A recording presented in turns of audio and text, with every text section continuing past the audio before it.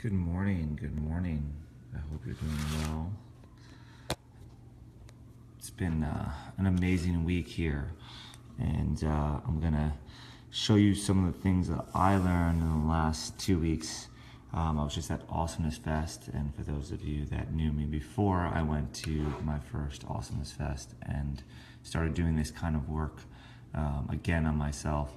You'll know that I was a much different person. So what I wanted to do was really just bring back some of these amazing ideas that that I've been able to implement into my life. And this is Kensho and Satori. I'm going to explain what Kensho and Satori are. They're not two Japanese kids. And maybe they are two Japanese kids too.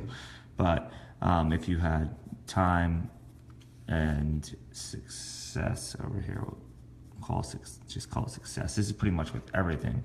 You know, normally we want to do this like as time goes back through. We want to do this linear progression, or we want to do like a hockey stick here, and in the path to success.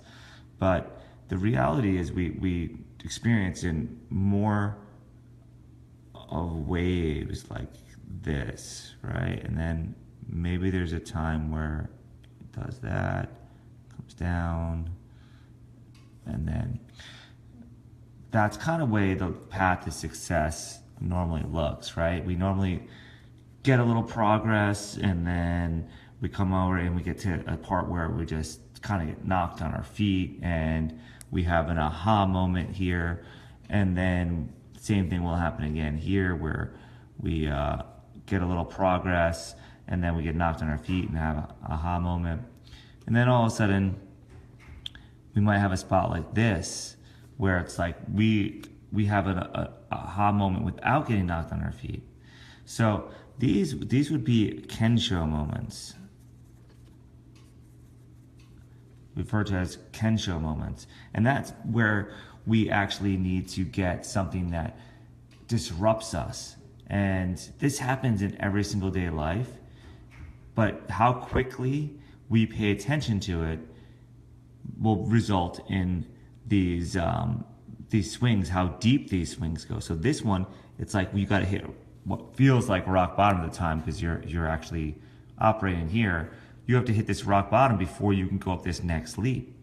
And this is something that we do constantly throughout life, where we will know we're not doing the right thing. And how do we know we're not doing the right thing? We're not enjoying ourselves. We're not happy. We might be in that wrong relationship just hoping it's going to work out, or that wrong job and just hoping it knows it's going to work out. And then all of a sudden we get broken up with, or all of a sudden we get fired, right? And then that would make us be at this point here, right? Like things seem to be going along pretty well. We've had this nice growth. Life is kind of good, but we can't stand our relationship, and whoever we're dating is just treating us poorly, and then all of a sudden, voila, they break up with us, and then we start coming back down this slide here. And it's in that moment that we have to learn what we did wrong, so we don't continue to fall down this spiral. We have to actually start to make change in this moment, so that we can actually make an improvement in that area of our life. Good morning, Roll. You're one of the few people that are awake this early. But I got a lot to do today, so I wanted to start this video right away. So what happens is we have these parts of our lives where we get knocked on our butt. But those parts in our lives are really what define us. They really, and that would be a Kensho moment. I started reading my handwriting there, Kensho. That would be what's referred to as a Kensho moment.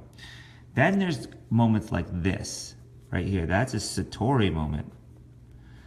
And that's where we have learning by awakening, where like something just happens and we're in the shower and all of a sudden we realize, oh my gosh, that's what I gotta do. So I'm sure this has happened to you. These Satori moments are like magic. It's like when it just hits you out of nowhere that there's a problem that you can solve really easily that's in your life, and it creates a huge opportunity. So these Satori moments, we want to have more Satori moments than Kensho moments, right? I mean, comment if you want to learn through pain, That would be a Kensho moment. But if you want to learn through satisfaction and just insight, that would be a Satori moment. So which one would you want? I know myself that I really, really enjoy the Satori moments. I want to have constant improvement, but I want it to be like that aha moment. And rather than having it be something where I go down the wrong path for so long and then all of a sudden I get slapped in the face. And the universe is like, you are going down the wrong path. I am showing you, like, this person is not the one for you. This job is not the one for you. This, attitude is not the one for you. What you're doing with your time right now is not what you should be doing. You're called to a higher purpose. And the universe will make it more difficult for you constantly and try to steer you in a better way. So an analogy that I used with a friend of mine just yesterday, and it seemed to work really well, was, when you're trying really hard to make something happen and it becomes very, very difficult, there are times where you can actually break through and improve. But if you're not enjoying yourself, that's the key. It's going to be difficult. Things are going to be difficult. But if you're not enjoying yourself 90% of the time, then you're probably headed in the wrong direction. So what happens is we've learned or been taught that everything's on the other side of difficulty. And this is true, but actually more difficulty can also be on the other side of difficulty. So it's really important that you're enjoying what you're doing. So for example, if you're doing something that you don't enjoy, you feel like you're getting shit all the time. Like, it's like, oh my gosh, I can't wait to get to the other side of this shit, because at the other side of this shit, it's going to be like the most amazing feeling ever. But the reality is, on the other side of shit is usually more shit. Usually you run into that stuff that you don't like to tell you, hey, listen, make a pivot, make a change. And that would be like a Kensho moment. So you're dating somebody and you think everything's going along really well, but you kind of have this underlying feeling that something is not in that relationship. As time goes on, you start investigating this feeling a little bit more, and you realize, what, things really aren't what they seem. They just lied to me about where they went last week. Now you start to break down trust. And as you do this, then you'll bring up, hey, why do you lie to me? And then they'll get upset with you. Why are you checking up on me?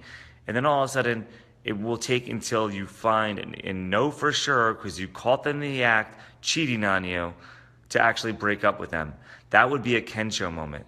Whereas a Satori moment would be approaching it and realizing, okay, this just doesn't feel right. And if I'm in something that doesn't feel right, that means they're in something that doesn't feel right. It's not right for them. I can't give my whole self. And you actually can let go way before the major problems start. It doesn't mean that you just leave somebody because it just at first doesn't feel right. You have to investigate that feeling and have a conversation with them and make sure you can't get to a better place with them. So that's the difference in a Kensho and a Satori moment when you look at it in a relationship scale. This is the same for everything else. It happens with your health. You think everything's going along and that fine, and all of a sudden you have a heart attack and you have to quit smoking. And there's the lesson that you learned. Or you have to change your diet, and there's the lesson that you learned. Or all of a sudden you develop diabetes, and you realize you have to make some serious changes, otherwise you're gonna die. So that would be a Kensho moment. But then there's also times where you're training and all of a sudden you just have a breakthrough, and all of a sudden you have more energy and you hit this tipping point where you just feel better and better every single day, or you change your diet. So those would be Satori moments. It's really important to know this, because if you want more Satori moments than Kensho moments, then some of this stuff that I wanted to discuss with you guys today is so incredibly important.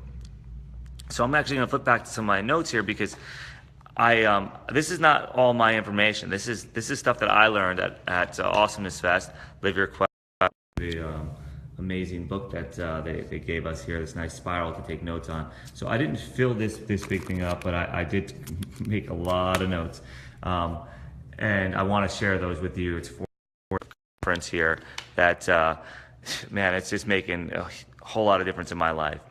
So in line with this is, how you approach things are going to be very influential into what you get. So there's some social permissions that we need to take, and this is one of the exercises that they gave us when we first got there. And just take things as assumptions, because it doesn't seem necessarily true in the real world, because it's very easy to have social anxiety, and it's amazing how many people have it. I don't know if it's more so now because of things like Facebook, where social media has become easier than to actually just speak with people, or if it's because we have different generation, or just because there's so many people that got crapped on out there or treated poorly, or maybe this past decade, maybe we've put the cool kids and put them on a pedestal a little more. I don't know, maybe it's just my life. And maybe this doesn't resonate with you at all, so let me know if it does. So one of the big things we have to look at is what social permissions we have when we go out into the world. And we did this as a first exercise in Awesomeness Fest. So imagine a room of 350 people. 350 people in a conference room. You haven't met maybe 1 to 5 of them. But you know that they're all amazing people, because they wouldn't have been invited to this party if they weren't really good people. They actually wouldn't even have fit into this party if they didn't want to improve their lives in some way and investigate themselves and what they were doing wrong. They wouldn't fit into this party if they didn't get exhausted from the social rejection that we have and the social norms that we have, where people criticize people so much. Well, when you get into that room, you realize some of these things, and it makes it a little bit easier. You're like, wow, I have a lot of things in common with these individuals. You know what? I can't stand the negativity out there.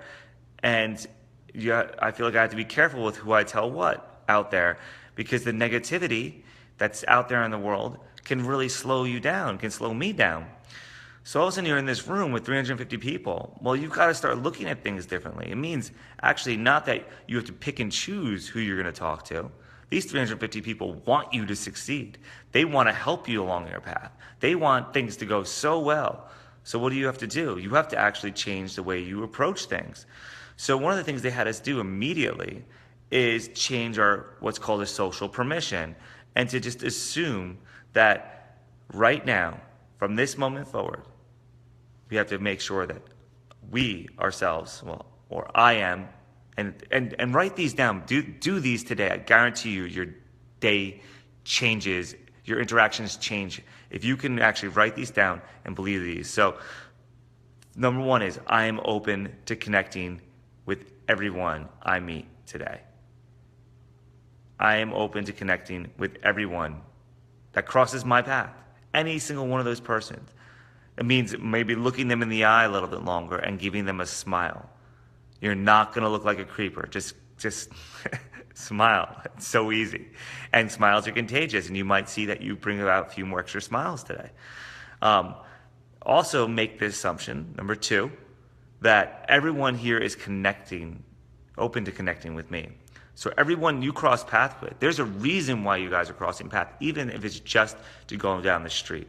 It may be just to remind you, like, wow, I have it really good because I could be homeless, right? It doesn't mean you have to sit down and connect with that person and become their best friend and buy them a meal.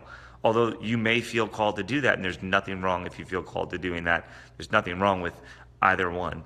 But at the end of the day, you have to be open. Just think everybody that's come across your path, they're coming across your path for a reason. It's absolute truth. And then the third social permission is, what can I contribute to anyone or everyone around me? So as you have these interactions, really listen, and don't just sit there and tell them what to do in order to contribute. Actually listen to what they're saying, and when you listen to what they're saying, ask the questions that draw out for them what they should do. Or if you're going to speak from your experience, make sure you preface it. In my experience, when I'm in this situation, these are the things that help me get along better with it. So those are 3 social promises that you can actually make. And if you make those promises and give yourself permission to be open to everybody that comes into your direction and connecting with them, and assume that they're all open to connecting with you, and then think about what you can contribute back, your day is going to go by so much better. It's going to be so much more fun. So make sure you keep in line with those things. So I want to touch on a little bit with the Satori and Kensho, because the shit that happens to us in our daily basis and what's going on, the things that go wrong per se, those are actually like breadcrumbs that are in the path of our quest. Like, we're always trying to find our way, right? What should I be doing? What's the most impact I can have? What's the thing that can make me the most amount of money? What's the thing that can give me the most amount of love? What's the thing that can make me feel like I'm complete? We're like always searching for these answers to these questions. What's the thing that can, get me my health in the perfect place? Or what's the thing I can do to put the most smiles on people's faces? These are all things that run through my head, and you probably have very similar ones. Because you always want to have a greater and larger life. So when you're not getting those things, that's an indication that you're going the wrong direction. So think about this. As things that happen that are not right for you, they are really just the breadcrumbs that lead you to your quest. Because it means, hey, listen, I'm kind of going in the wrong direction here. And that's why I'm not getting what I want. That's what I'm not feeling good about.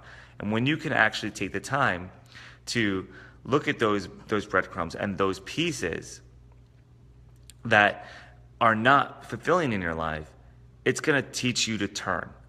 And if you can do that, the more you observe those pieces, the more Satori moments you have, the more times that growth will come through insight versus pain. Because if you don't pay attention to them and you're just ignoring all these little indicators, like, I'm not having fun doing this, I'm not having fun doing this, oh my gosh, I'm anxious, I'm worried, I'm sad, I'm stuck in the past, or I'm worried about the future. If those things are happening to you, then you're going to feel like a pinball kind of bouncing around with no control over what you want to actually accomplish.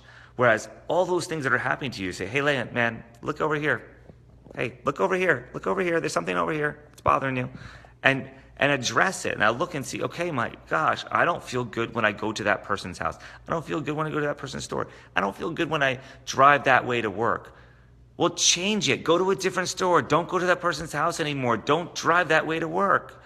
That you can make these changes.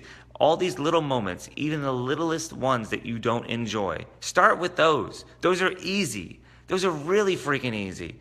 And when you start with those and taking away some of the little things that you just don't enjoy doing, it's your life, right? You can choose what you want to do all day, every single day. Like, you absolutely can choose it. So just start taking the little ones that just don't fit in with what you want. It might even be, this is one of the ones I see all the time. And I see it all the time because my wife is Canadian and she's like amazing. And she always says yes and she always wants to help. And it's so freaking cool. But half the time she gets roped in to doing things that she doesn't want to do.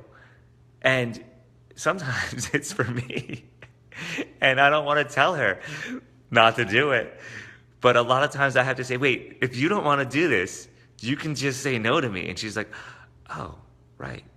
So you don't have to take on more responsibilities than what you want to do. So you can say no to your boss, and you can say no to your spouse, and you can say no to your friends, and they'll still be your friends and your boss and your spouse, as long as like you actually do your part, right? You have to do your part. But that does not mean you have to do everything. You want to invest in your relationships, but it doesn't mean you have to do everything for them. You can say no. And Roll, that even includes you. I mean, Roll, who's watching this, just drove from Texas to Florida to deliver my cat for my wife because she couldn't wait an extra 4 days. So he's somebody that's always willing to go the extra mile. But Roll, yeah, you can say no. You can always say no, and people will figure it out. So if you're going to do something that you don't enjoy doing, consider saying no to it. But that also means consider saying yes to some things you wouldn't ordinarily do, to taking some risks you wouldn't ordinarily take, to go put yourself out there a little bit.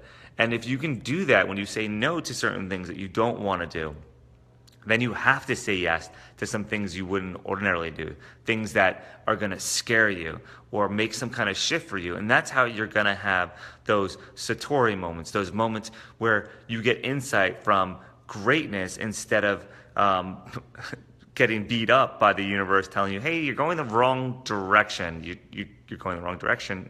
You need to turn around. Yet we think, oh, I'll just keep fighting against it. And on the other side of this wrong direction, greatness will lie. Well, that's not the case. So I hope that this is helpful. Make sure that through your day today, when things go wrong, realize this is just an indicator. It's like a little warning light on my dashboard of my car. I need to go get gas, or I need to pull over and check my tires, or whatever it is. When things are going wrong, get them at the indicator stage. Don't wait for them to completely explode in your face and cause you have a bigger problem. We all do that so often. We for some reason think that if we just never stop working, then things will be perfect. I don't know who sold us this idea, but we need to get rid of it. And then also make sure that you go out into the world with the attitude that you're open to connecting anybody you've run with. It doesn't matter. Maybe it should be people that don't look like the people you normally hang out with. If you don't like most of the people you hang out with, or if they're not uplifting you, then make sure you go hang out with somebody that's totally different, and approach them. And even if it's just as an exercise for you in confidence, approach those people you wouldn't ordinarily approach, and just be kind to them. Think about how you can contribute to their life. You can do this so easily in the line of the store. Like a lot of times, I'll get into conversations and people see I have all kinds of organic food and really start asking questions about it. They'll notice I have nothing with sugar, and like, how do you eat that vegetable stuff? And I explain to them how I'm feeling, and sometimes they're very receptive to it, and hopefully it helps them to make some changes to live a more healthy life. I don't know. And realize that everybody's open to connecting with you. It starts with looking at people in the eye and just smiling. If you can look somebody in the eye and smile, and it doesn't mean you like stare at them and like, oh, I love you, or get all gazy or any kind of creepy about it, which that's even a way to go about things. It's better than what we do now. We just like see eyes meet and we just take our smile away and look down. It's like so unengaging. So smile, make eye contact, and know that people are looking for connection just as much as you are. And we've forgotten how to connect. So it may take a little bit of practice, but if you go into it with this attitude, and with the attitude of listening, actually listening, and think about what you can say to contribute to their lives, you have something for them. They have something for you, I promise.